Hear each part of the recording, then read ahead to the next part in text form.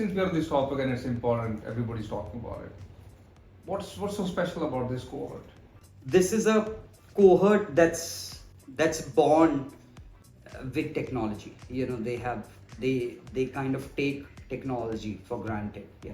They kind of know that information will be available at their beck and call. They know that they can search. They can find. They know they can get exposed to anything happening around the world. With that, if you keep that as the baseline, then essentially the behaviors that these people display are different.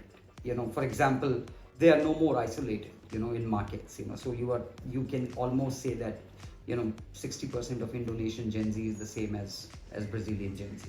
Or you can say that 60% of Thai Gen Z would be the same as let's say Really? Korean Gen Z.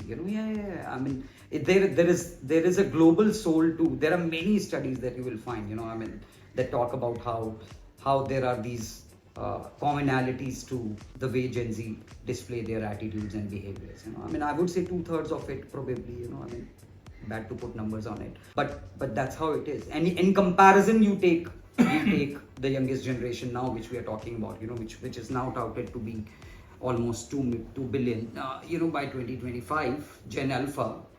They are still young. They are still living under the cocoons of their family. Within the family, they are strongly influenced by the educational infrastructure, and hence you will see them behaving true to the local culture. And hence you will see that they are slightly more localized. They display behaviors which are driven by the local culture. In any of the markets you go. But Gen Z, as they grow up, probably not 13, 14, 15, but let's say 18, 19, 20, 24 years old, they pretty much have negotiated, and appropriated local culture to the way they would like to seek, things out in their life.